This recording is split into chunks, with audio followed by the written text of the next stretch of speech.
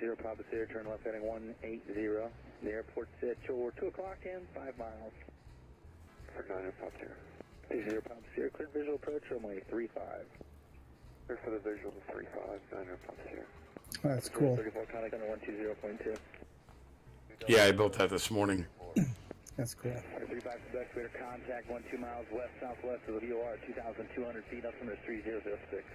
3006. Where is your Quebec? 35 spec, stay attention. I've gotten a lot of attention because of this. I hope so. Yeah, I sent out to about 30 or so Facebook pages last night. I saw that. You've seen a few of them. I let the fella at Disney know, so he's going to tell everybody up there. Okay. And I sent it out to all 60, 70 of my flight sim students. Perfect. And some of them are scrambling to figure out how to use Twitch. So we'll see what happens. Now, will Twitch, if somebody's viewing it on Twitch, will that show up somewhere? Yeah, if you're looking at Twitch, basically it'll show you in a full screen how many. 641, but I don't think that's that many. We'll find out here in a little bit. Oh, that's how many are viewing it? I think that's maybe how many have viewed it. Yeah. And every time I work on it, it's a view.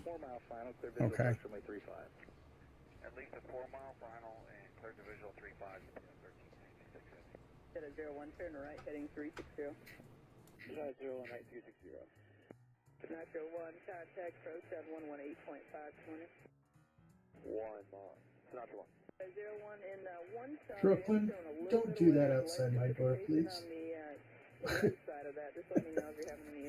Sure, you can't hear that either, but the dog's out there making noise. He does not like me being away from him. He opens the bathroom door when I go in. It's so funny, but it's frustrating.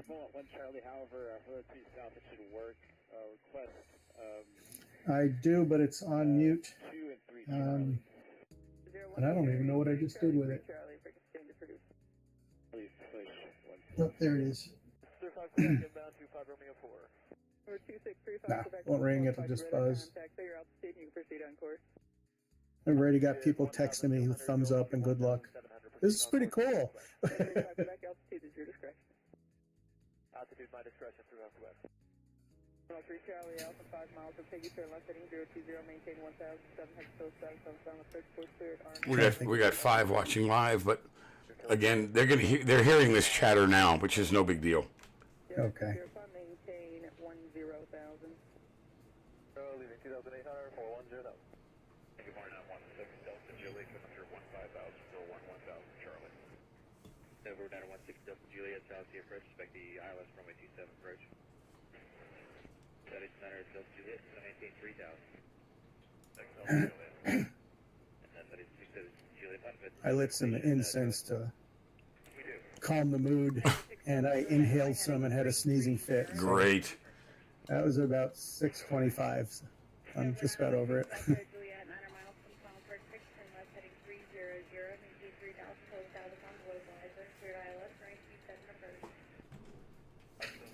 All right, don't panic. I'll be right back. No problem.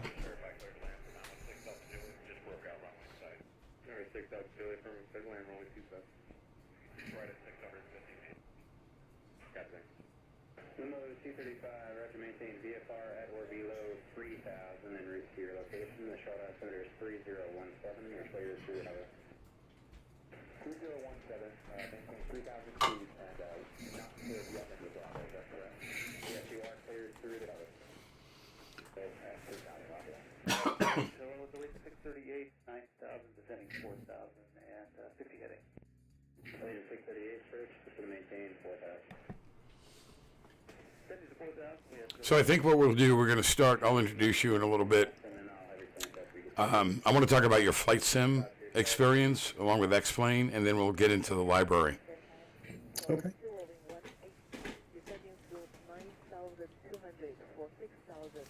I don't have a script. I just have little notes. Don't worry about it. Yeah, that's all right. Everything is etched into my memory anyway.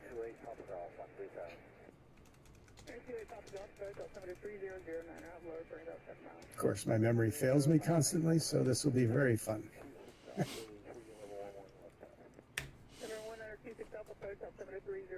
Advise when you have the weather at Jack Edward, expect a visual approach.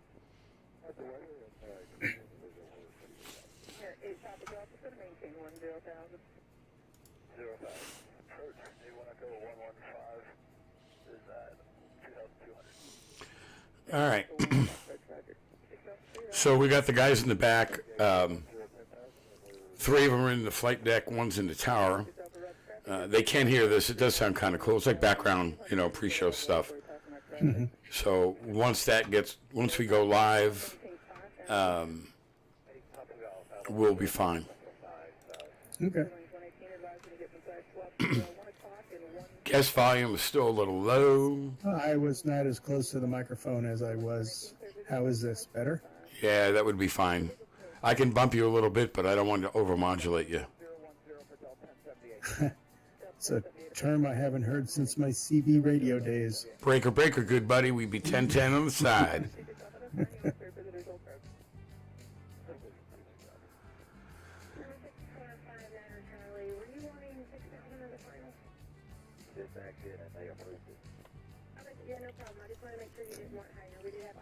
Anybody in your group proficient with twin engines, with prop pitch and all that? Oh, yeah. Joe will help you. I can help you. Great. And we have a guy coming on in a couple of weeks who is a twin engine pilot. I got 2. I got my good friend that I fly with in the real world. He just got his commercial and twin rating. So he'll be here. Anybody fly jets? The guy coming up in a couple of weeks flies jets Awesome. in the real world. I talked to him today. Good. Hey, guys in the back, can I get a check on the volume, please? Somebody? Yes, please do us the honor.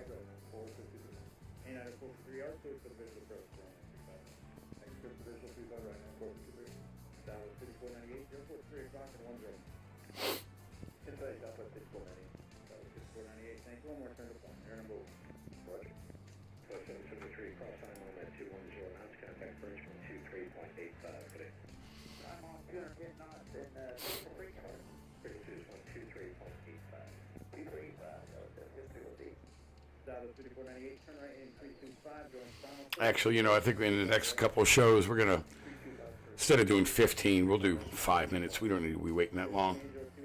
All right.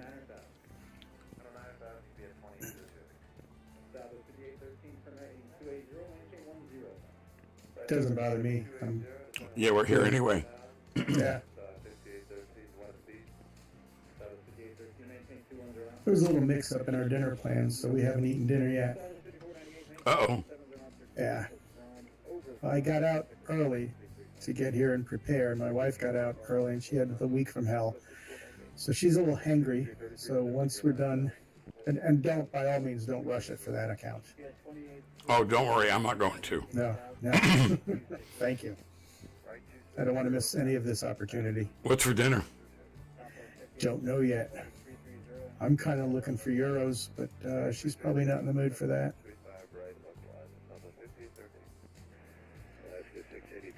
We met over in Holland. We were stationed in Holland, and there was a grill room that had shawarma, and we fell in love with it. So we like that type of food now.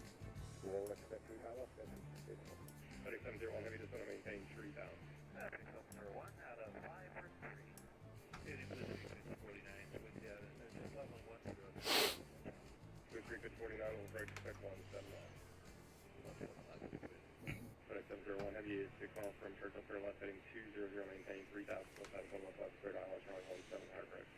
200 to intercept at 3,000, FedEx 701, cleared the last 17 right. US 9105, heading to 8 miles from Spires, cross Spires out above 4,000, clear to Highway runway 17 hard road.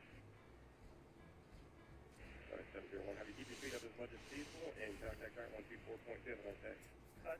24 Again, guys in the back, if I get a check on George's mic.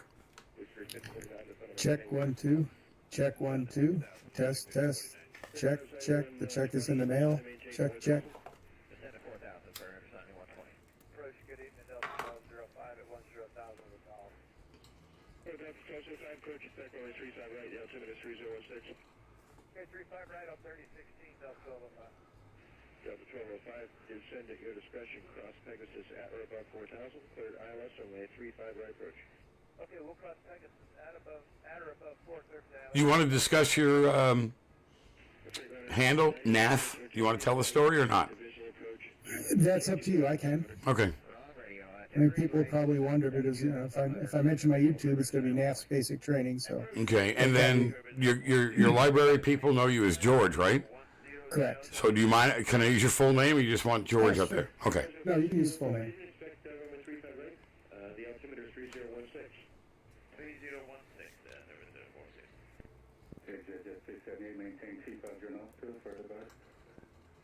250 knots, go further live, expect Jet 678. Southwest 1435. You want us to comply with the speeds on your arrival, or you still need 250? All right, guys in the back, can I get somebody to just say anything so I know we still hear each other? Speeds on 1435. Southwest 1435, reduce speed to 210, then send a Maybe they went to dinner. Huh. Check check. Left turn to, T minus 3 minutes 20 seconds. 360, heading, so 1435. Approach, boutique, 813 is with your lonely. If we don't get a response, I'll start singing. Oh no, don't do that. Expecting visuals, runway, boutique 813. Southwest 1435, descend maintain 8,000, turn right 120, and step on 87 right, left 11. Descend to 8,000, right turn 120, intercept D7 right level out of Southwest 1435. Approach America 9634, checking on. We are leveling 14,000 Victor. America 9634, approach your morning, expected visual approach, runway 8, descend to maintain a 2000. 2,000, visual approach to America 9634. Exit at 679, thanks for your help, reduce speed now to 210. Take that for 678, speed 210. Exit at No response. reduce speed to 210. Nothing yet. That's okay. We're going. Thanks for your patience. We're basically at the door of the airplane. We're about to jump out. There's nothing we can do about it now. If that thing's not on fire, I'm not jumping. Westbound, American Airbus, descend for 13,000. Do you parachute? Boutique 813. I'm sorry? Do you parachute? No, that's Yeah, no. Yeah. Unless it's on fire, like you say. Yeah. American 9624, One of my coworkers is a jumper. Oh, I know jumpers. I don't understand why they do what they do, but Yeah. She's been to trying to each, get to me up. each their own. Yeah, she's been trying to get me up to go up with her for 20 years now. No way. Yeah, not happening. My wife's brother was in the airborne many years. Retired as a major. We have a jump facility out near my airport here, and last week they had 256 guys at one time was trying to go for a world record. Wow. It was really cool, but again, not for me. No. Somebody's got to fly the plane. Absolutely. Number 3, Papa Charlie, contact approach 126.6. 126, Papa Charlie. Boutique 813. All right, 1 minute standby. Roger, we'll maintain 210 and forward live, boutique 813. 259, descending via the Bruiser 1, Swift Victor. 228, thanks for your morning, expected visual approach, runway 8, altitude. Okay, we'll find the visual light for MS last comment to guys with it. 228, say altitude leaving. Leaving 15,500 for Jazz to switch. 228, roger. Tower 1435, traffic 9 o'clock, 4 miles south onto runway 7 right, site phase area 5,000. He'll be descending behind you, has inside. Traffic inside, boutique 813. American 9634, thanks for your patience, reduce speed now to 210. Going to town, American 9634, we are there. Tower 1435, affirmative, clear approach, runway 8, stand by tower, 118.7. American 9634, contact approach 126.6. 9634, good. 303, Papa Charlie, airport, 10 o'clock, 13 miles.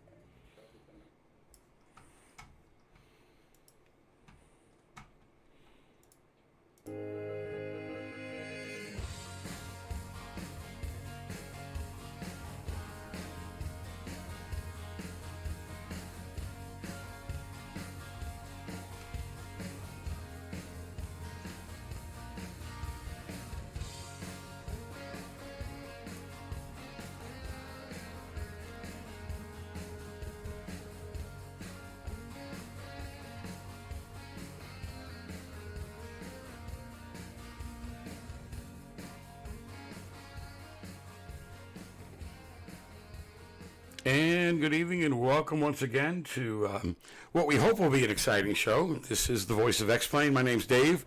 We do this every couple of weeks. We get together for half hour or so and visit with special guests. Tonight we got a great guest. We'll get to him in just a few moments. We are streaming obviously on Twitch. We invite everybody join the conversation. You can ask questions, and we've got a bunch of guys in the back that will help us get your answers if I don't have them. I can't believe this is already show number 22. And what? Oh, it's not 22. Oh, show 2. Oh, somebody put a typo up. I'm sorry. All kidding aside, our second show, we're looking forward to it. Tonight, what we've got is a great show. We've got a guy that literally I just met about 48 hours ago, George Seaman. He's from Florida. He is an avid flight simulator, and he does something really cool with the public, which we're going to get into. George, welcome to the Voice of X-Plane. Thank you, Dave. I really appreciate the opportunity. Oh, my pleasure, my pleasure. So let's go off and do some background. Tell me how you got involved with flight simming and what all's going on. My love for aviation actually began before I could remember. The earliest I remember, I was 5 years old. I walked around with an Air Force flight suit on, and all I ever wanted to be was a fighter pilot. When I was 13, we discovered I was colorblind, and naturally that took that right out of the equation. And later on, when I went through my medical for the Air Force, they discovered that I had no depth perception. So even with color blindness, some people say that you can still get a pilot's license with color blindness. The depth perception killed it. But that didn't kill my passion for flying. When I was stationed in Europe, I discovered flight simulators back in 1982. And the first flight simulator that Microsoft came out with, I believe it was Bruce Artwick's design. Right. And they got a whopping 60 seconds per frame. So it was laborious to try to fly, but it was still fun. You got to understand the instrumentation, you got to understand some of the concepts, but it didn't quite fly like simulators fly today. And I kept at it. Every single flight simulator that came out, I purchased. I actually beta tested a few of them. Pilot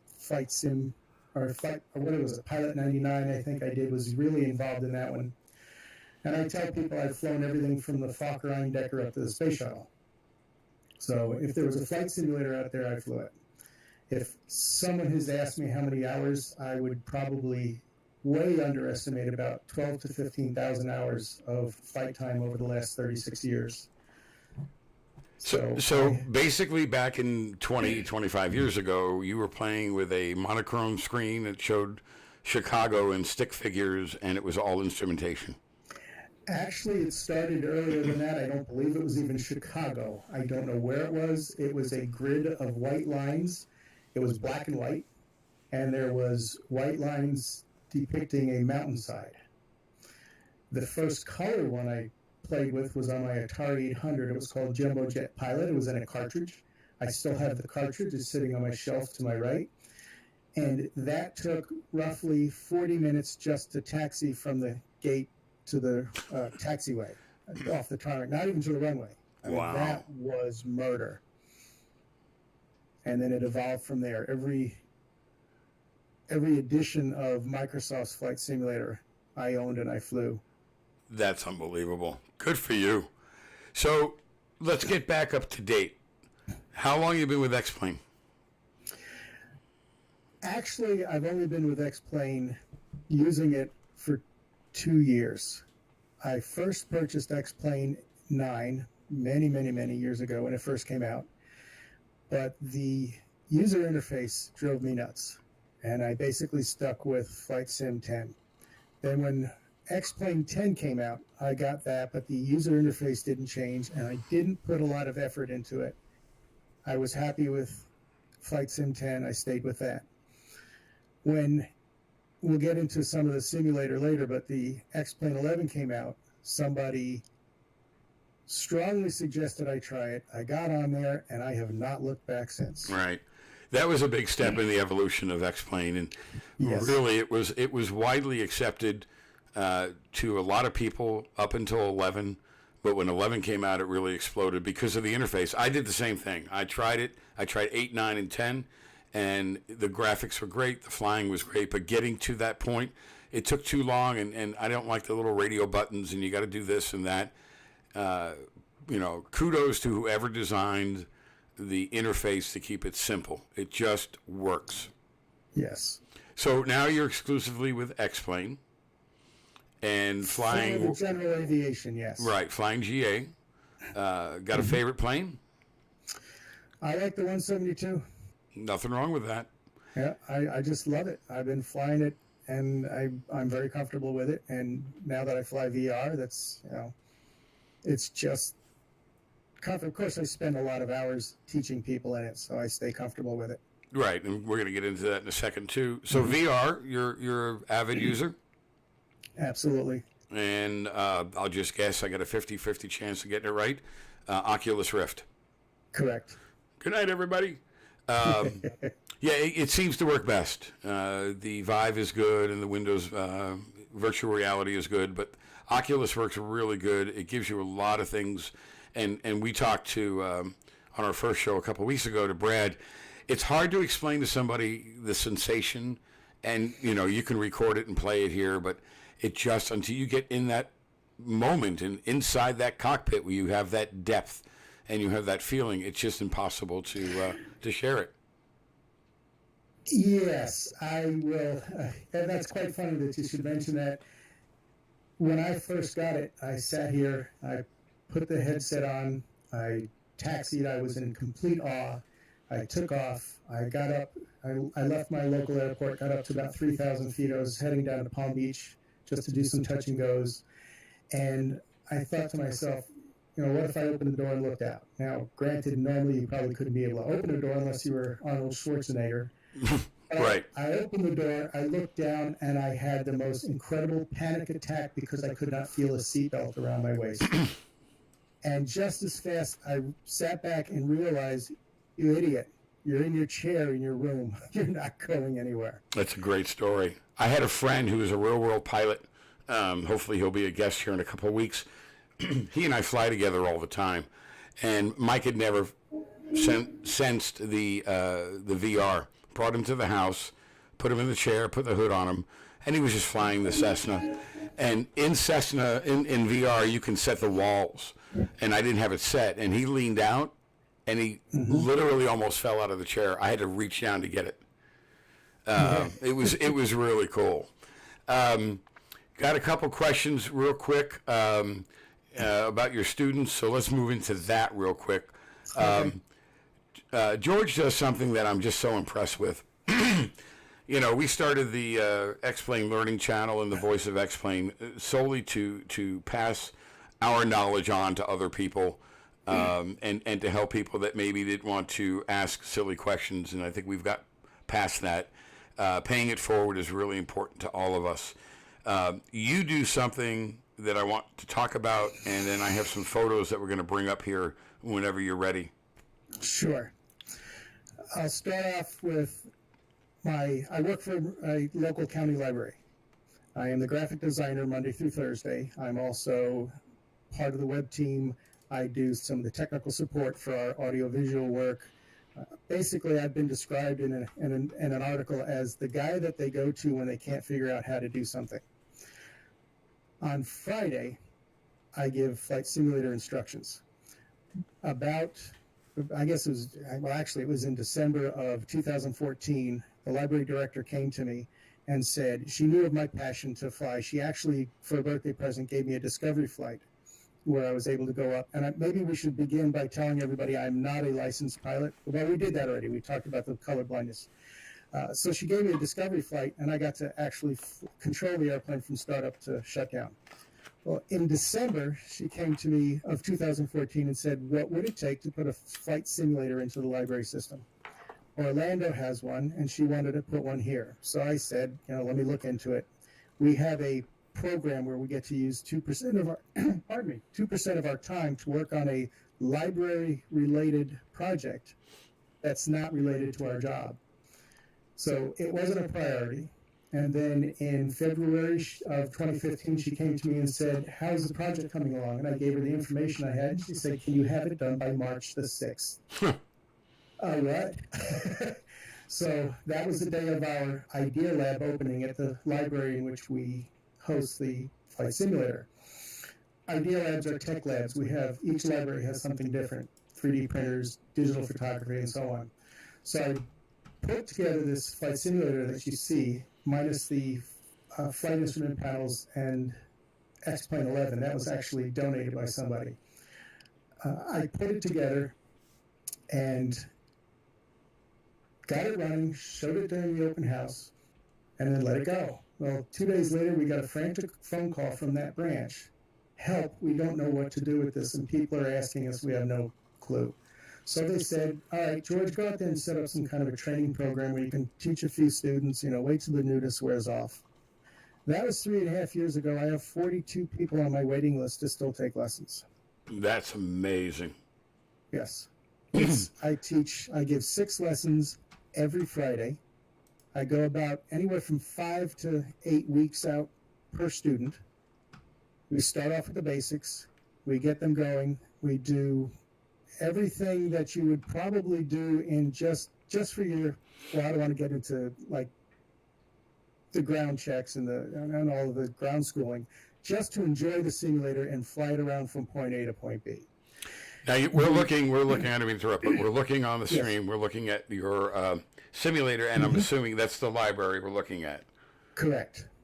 So, and if you see that picture of that young man in the corner up there, and there's a picture on the wall right above the flight chart. Is that the guy with the glasses? Yes. He was 12 years old, one of my first students, and he just went on a discovery flight about 2 years ago. It was 5 years to the day of my discovery flight. And I got to sit up and go up with him. And he's now on his 8th flight lesson, I believe. Wow. He's too young to get a PPL, but he's still taking lessons. What is the range of your students? My youngest student was 3 years old. Now, she only lasted for about 15 minutes, and then she bolted off the chair looking for Buzz Lightyear in the children's section. That was from the mother, really wanted to see how well she did. I have a minimum age now of 10 because the younger kids just don't sit and focus enough. They can't keep the concentration. My oldest right now is a 93-year-old World War II Normandy invasion veteran. That's unbelievable. And all his life he wanted to learn to fly, and he never did. And he came to the library about 2 years ago, and I taught him how to fly. He has a blast, and I have a volunteer who sits with him every Wednesday at noon and flies with him for an hour and gives him that time. So is this an everyday event at the library? The simulator is open for everybody every day. I have 7 volunteers that take 1 to 2 hour spots throughout the week to teach or coach other people or to occupy the simulator in case somebody comes up to look at it. So it's available every day. The only day I work on it is Fridays. Now, we're looking at a photo of a, in my opinion, with all due respect, a rather odd-looking colored airplane. Sorry, Tony. Yeah, sorry, Tony. That is a special paint job that I did for one of my senior flight instructors. And the tail number, you'll notice, is 1 digit longer than what the regular FAA tail numbers are, end numbers.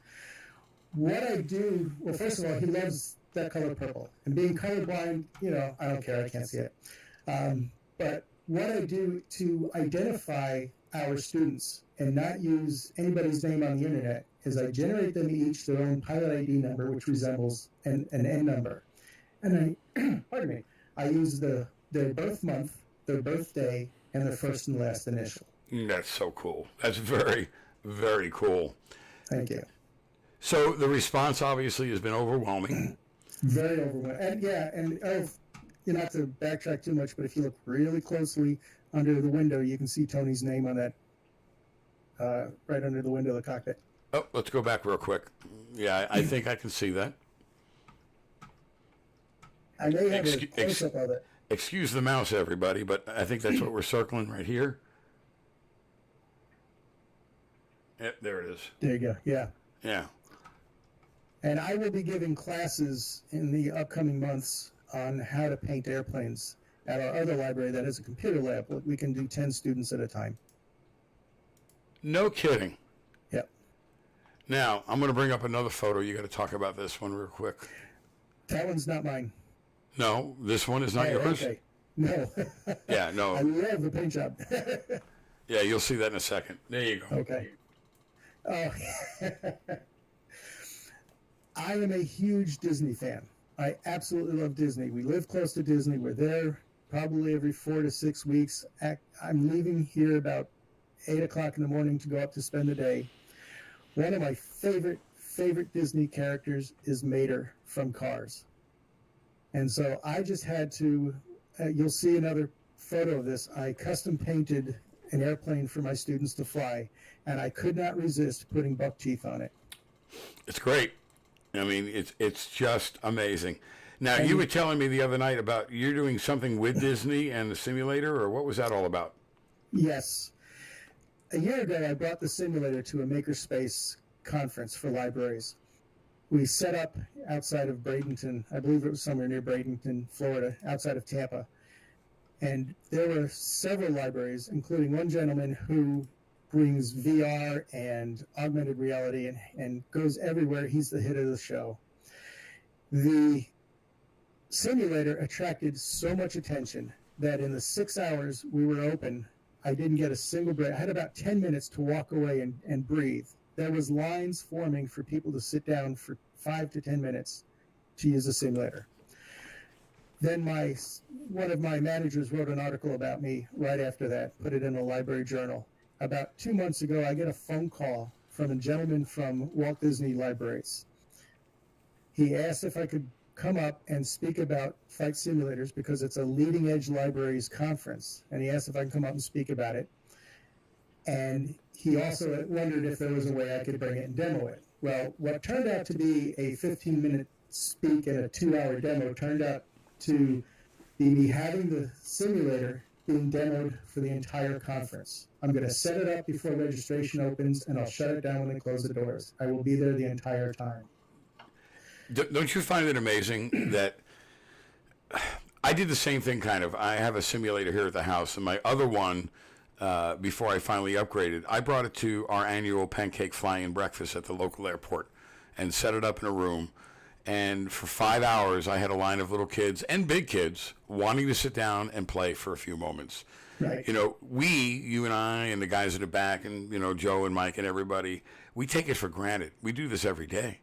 But there's a whole world out there of young people and older people that just don't ever have a chance to do this. And by doing what you're doing, it opens up to future pilots. And, you know, that's one of the things we always talk about, the shortage of pilots in the world. You know, if I can go back in time, I know what my career would be. You know, if I was 20, 25 years old, I'd start over again. We got a question. We got a bunch of questions. Do you upload your liveries to the X-Plane forum? No, I don't. Good night. I don't create a whole lot. I don't create a whole lot. The ones that I do, I usually mess around with. I'm probably not as good at it as most of the people who do upload their liveries, but it's something that I'm probably going to get into. I have so many things that I do that's not one of the things that I focus a lot of attention on. Right, we're going to get into your YouTube here in just a little bit. Mm-hmm. Well, what we're looking at on the screen now, which is the Future Pilot Awesome in the Making, and your logo, I mean, it really is terrific. And you and I talked last night about this. It's clean. The colors are fine. They work well on the white background. And it looks like it's a real plane with a real livery. It's not, Correct. I mean, everything is straight, and, you know, it just looks terrific. That eye that's on the tail is our Idea Lab logo I designed about 6 years ago. The colors are the colors that were chosen. Again, I'm colorblind, so I didn't pick the colors. Somebody else did. And then when I created this program, I took the eye, and I think you've got a screenshot of the logo itself. Yeah, we're going to find it here in just a second. I took the eye and I built a logo around that eye for the simulator, and we call it Idea Lab Skyward. Yeah, it's coming up here in just a moment. Now, one of the things you mentioned about people wanting, the people that are attracted to this and wanting to use it. I have a lot. There you go. That's the logo. I have an amazing amount of different type of people who come and use a simulator. Our library has a mission. It's to inform, inspire, and connect. We inform people of all kinds of things. We inspire them to learn on their own and to do things on their own, and we connect people with the community and resources that we have. One of the most amazing things that this simulator program has done is not only has it given people with a desire to learn to fly, even though whether they can't because of a physical disability like myself, or the clock has passed them up, or they simply can't afford it. They come in and they learn this skill, and it inspires them to go farther. It inspires them to learn more. And we'll get into our little trek around the United States later, but they just get the energy. But the coolest thing is how it connects people. We have programs all the time in the library, and you usually have the same demographic that is attracted to whatever program it is.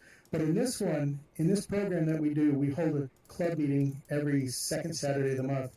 I've got 10-year-olds in the same room with 80-year-olds sharing the same interest. I mean, that is just the coolest thing. Yeah, it really is. Couple questions we're going to get to you. I see M9 Aviation is here. Brad, welcome. You got a great question. We're going to talk about that. And Eagle 51, hold on one second. So real quick, coming up on the screen in just a moment is your flight around America. I want to talk about that. Okay.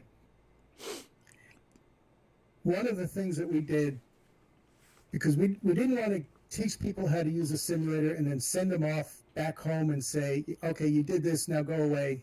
We wanted to keep them connected with us. We wanted to keep them interested. So I came up with the idea to fly around the United States. It was basically a test idea. So everybody got their training. They had to do their solo flight where they got a little solo certificate.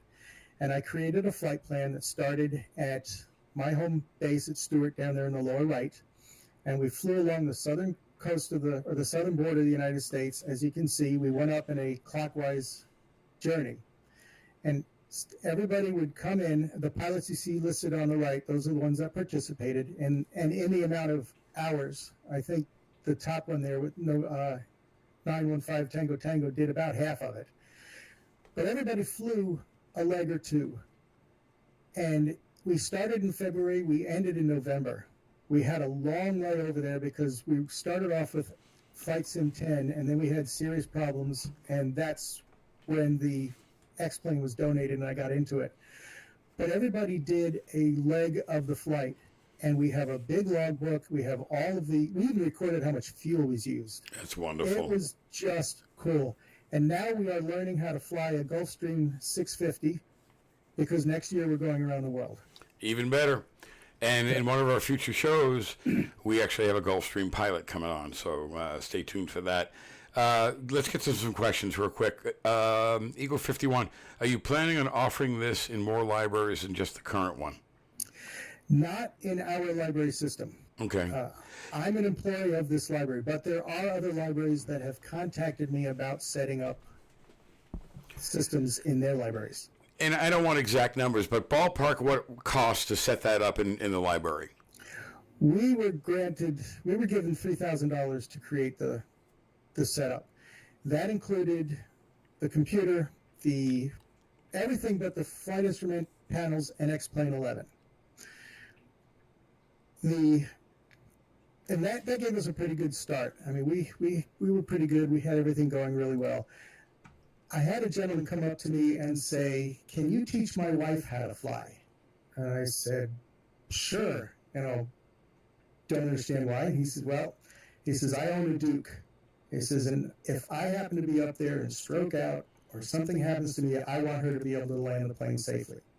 I said, that's a real good reason for me to sit with her. This is awesome. So I sat with her. I showed her what to do. We went through it. She did landing after landing after landing. he was so thrilled and he was so impressed, not only with what I did with his wife, but what I'm doing with the youth and the people in the community and getting the interest going. He donated the 6-pack of flight instrument panels, and he donated the X-Plane 11 Professional. Now, it is the professional version, not the home version. We have to use the professional for licensing reasons. Is there a difference? No. Same thing, just a license. Same thing, just a license. Okay. So you just don't get in trouble. You don't get in trouble. Brad over at M9 wants to know, I often hear people asking where you can get some good initial instructions with X-Plane. Do you ever record and upload your lessons somewhere? Which leads us to the next subject. Ta-da. Great segue, Brad. So, Thank you. George and I were talking the other night. George is going to do something that I've always wanted to do, and if I didn't have a company to run, I would do it. Tell us about your YouTube. I learn a lot. Everything I've learned is self-taught. I learn a lot from YouTube. YouTube has got to be one of the most frustrating places to learn something, simply because the people who create videos do not know how to articulate. They do not know how to express properly. They assume you know as much as they know, so they miss a lot, and they go so fast. Now, I'm pushing 60. I can't keep up with some of these kids that are 18 and they do that real fast kind of video gaming. I think what they call it twitching. No offense to the channel we're watching, sorry. But they go so fast and they do not follow through, and some of them get sidetracked, and I just get so frustrated. So about 4 months ago, I decided that's it. I've got to do something. So I invested a good deal of money into some really good equipment, and I'm starting my own YouTube channel. It's called NAF's Basic Training. NAF? NAF, yes. What's that stand for? NAF is my gamer handle. Go ahead. You can tell them. Many years ago, I wanted to have the gamer tag of Dolphin. Well, everybody had Dolphin. I am a Miami Dolphins football fan. I love it. My house is painted aqua and arch. I have a picture of me and Don Shula standing side by side. The absolute shell shock on my face was overwhelming. It's the only time I've ever been starstruck, and I've met hundreds of celebrity authors. I love the Dolphins, so I wanted to have the gamer tag Dolphin. Well, I got in the game too late. There were so many variations of Dolphin that it was just impossible. The way my mind works, the first thing I said is, okay, I'm going to be Naflod. And that's what I started playing video games with, EverQuest back in 1999, and it evolved to NAF, which is fan, and it's simple. Everybody knows me as NAF. They call me NAF, so that's what I decided to call the channel. And that will be an explanation, one of the videos in my channel to explain that. So again, if I understand what you want to do, you're going to start a YouTube channel with all forms of instructions about simulation and flying and whatnot, but you're going to do it in a different way than the norm, quote unquote. Right. I'm going to be clear, to be understandable, so that even the old people can listen, because we have a serious need for clarity in video tutorials. I'm going to cover the basics from startup to a basic comfort level. That's why it's called NAF's Basic Training. None of this advanced stuff when you're just trying to learn, okay, how do I start the simulator? There's going to be videos for everything, and they're going to be short. You don't have to sit through 2 hours worth of video to get 30 seconds worth of information of it. I'm not going to assume anything that the viewer knows something. I'm going to explain everything. I'm going to speak clearly so that I can speak to be understood. I really congratulate these people who live in foreign countries and want to do things in English, but it's a little difficult to understand with some of your broken languages. I lived in Holland for 2 years. The first thing I did was go out and learn Dutch. I appreciate the fact that English is becoming the most common language, I guess you'd call it, in the world, but it doesn't help a whole lot if we can't understand what you're saying. So I'm going to speak clearly, articulate well, and like I told you, Dave, the other day, the only college credit I ever took was in radio broadcasting, and that was 30-some years ago. So if anything, I was able to hold on to that. Plus the fact my mother was an English major and she would beat me if I said something improperly. Slap you upside the head with a newspaper. And when do we see a debut on the channel? Not to put pressure on you. Yeah, well, my hope is to launch October 1st. Okay. My game plan got sidetracked quite a bit, so I'm putting it into overtime, and I'm still aiming to get that launch date going. Will you do all? So you're going to do all of this on your own, Correct. and you'll have from beginners to advanced people hopefully watching, and Correct. cover a myriad of topics that will appeal to everybody.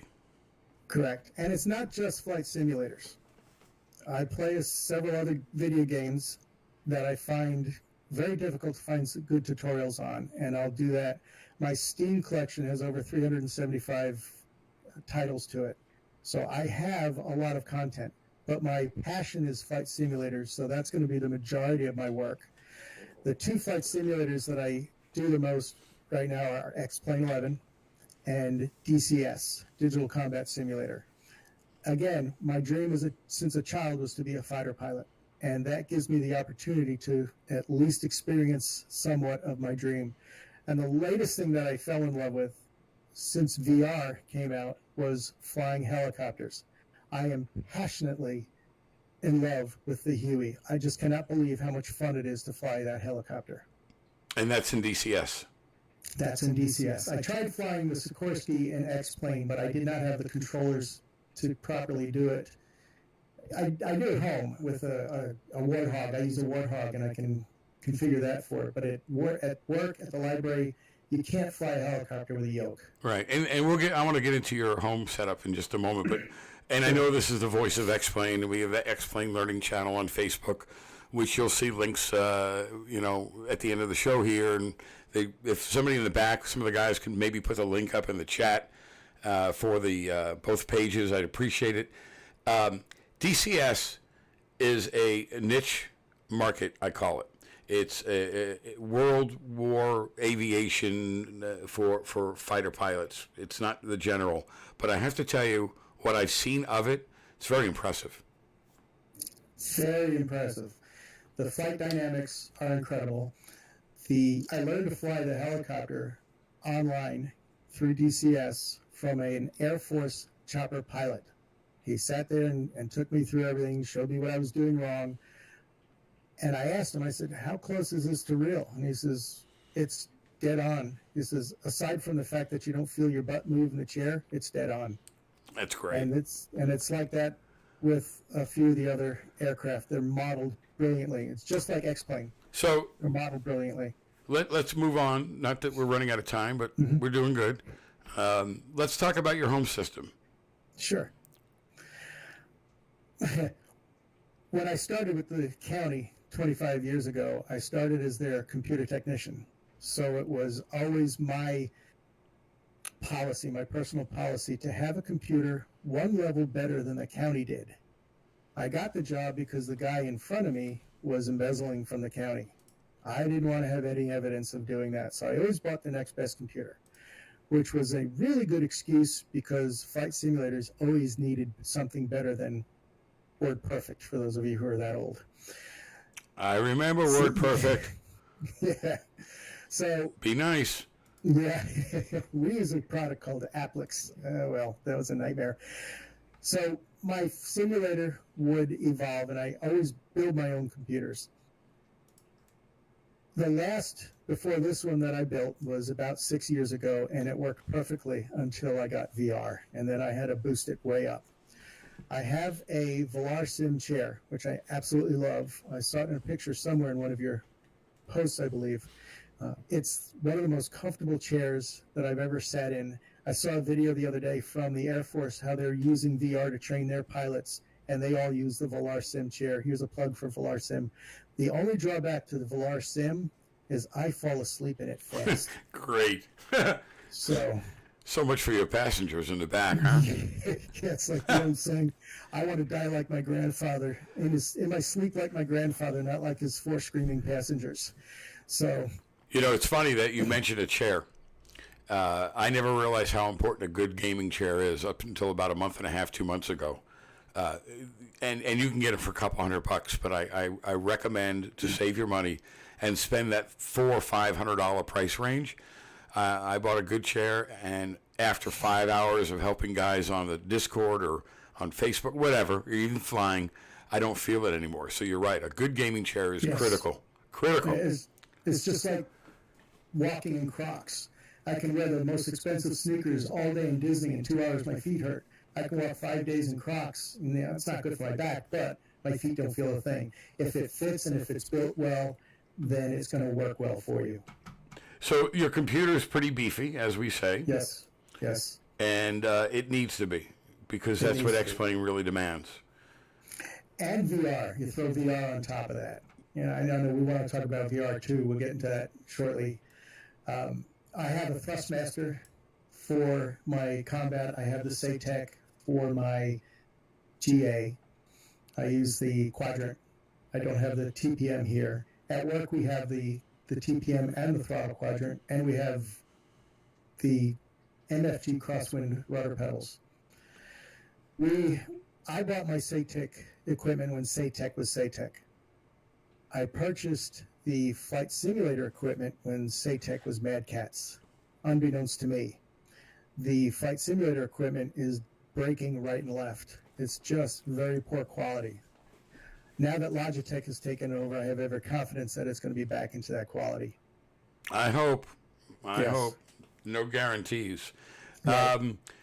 Yeah, real quick on the chat, guys that are watching and listening, we did put the links up, and unbeknownst to me, because all I'm doing is sitting here talking to you, below the video, apparently, there are the links that are permanently there, and I apologize. But if you guys want to look at the Facebook page, we encourage you to spread the word.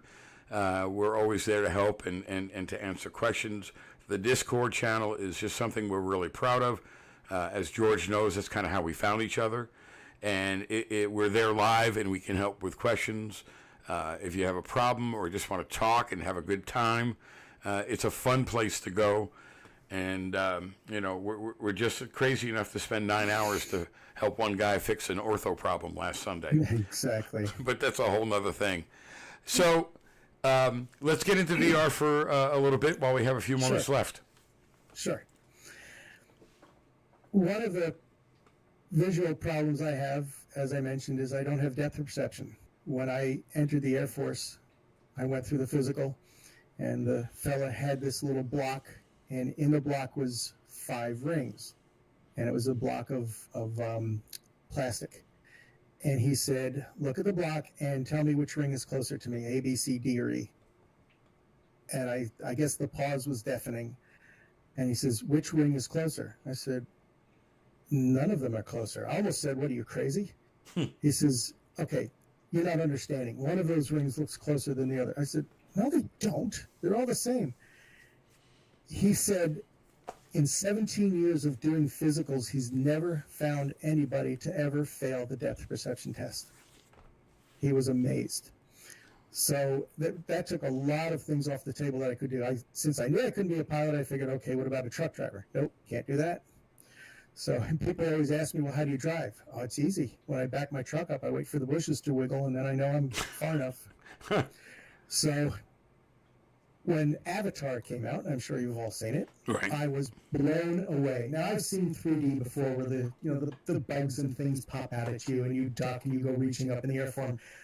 But that's not depth perception. And people don't understand what it's like to walk around without depth perception. I can't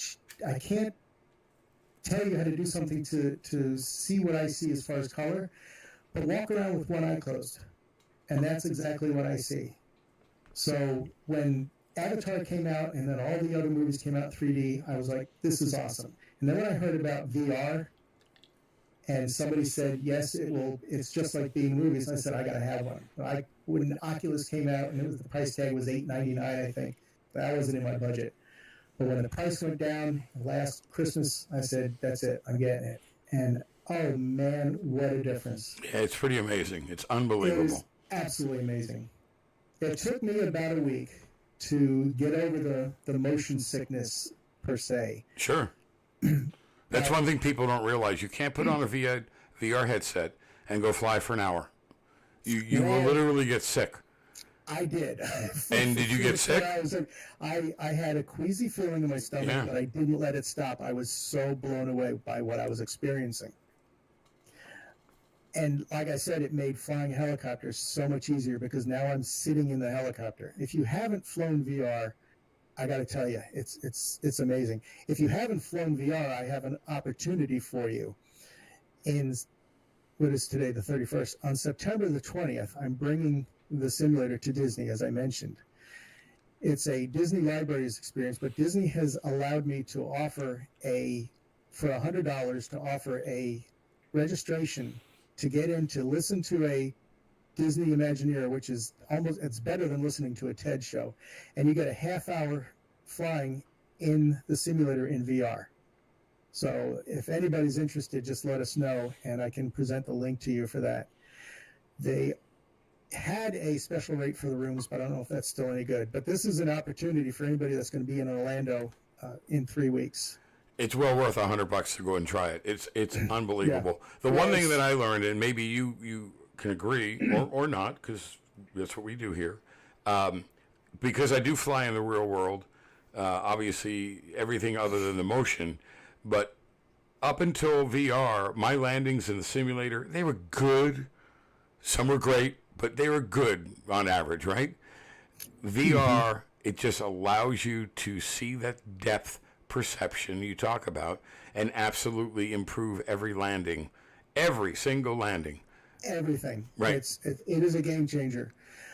I want to include, too, that $100 includes a lunch from Disney, which if anybody's ever gone to Disney and eaten lunch, it's $30 right there. But back to the VR. Yes, the reason I went ahead and pulled the trigger on it, I wanted to replace my two 24-inch monitors with three 32-inch monitors for my flight simulator.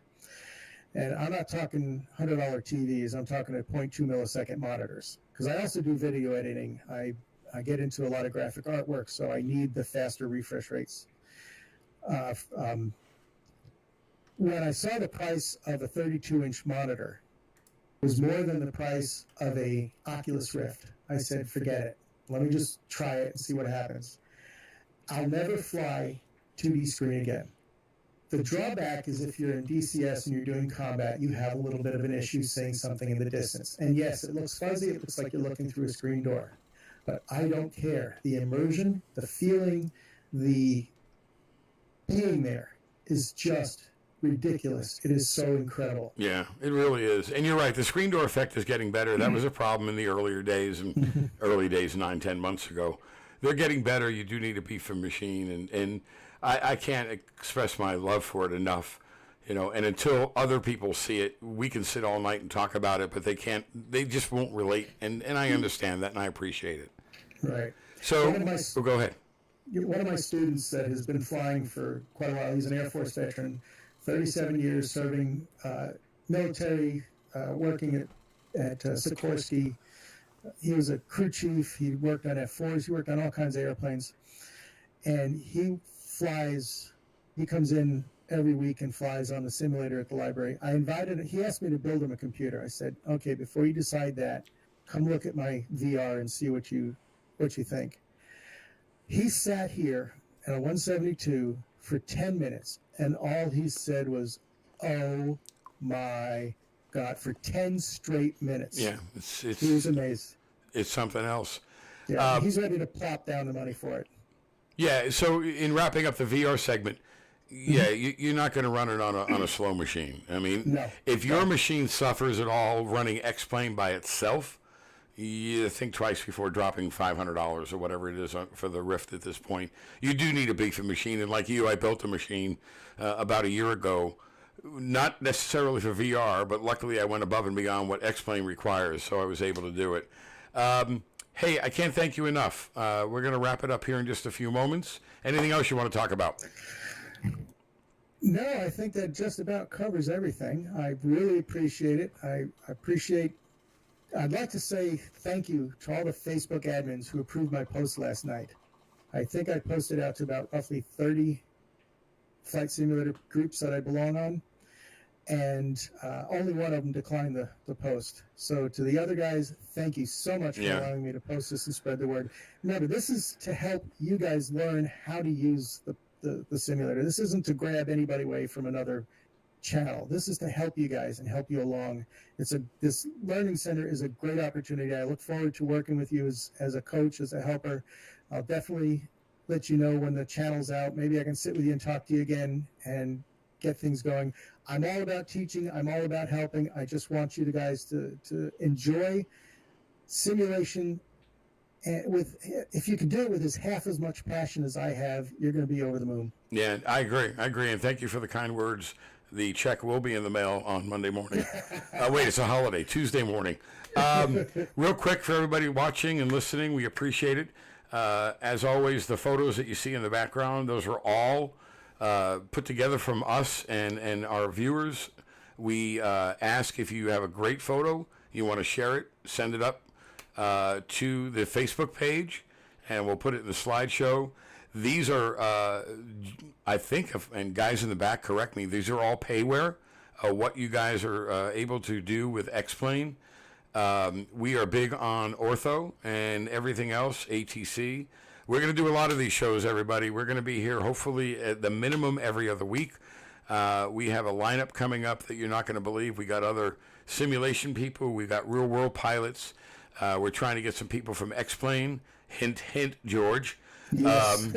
And a few people at X-Plane. And I would love to talk to Laminar, and we're looking at maybe getting Pilot Edge here. So again, it's a fun thing to do. We love it, and I hope you guys enjoy it. As always, comments are always welcome, either on the Discord channel, and you've got the link, or on the Facebook channel. And any final words there, sir? No, that covers it. Again, thank you so much for the opportunity. You've been a terrific guest. And everybody watching and listening, I thank you. And have a great night, everybody. Thank you. Yes. Thanks for joining the show, guys.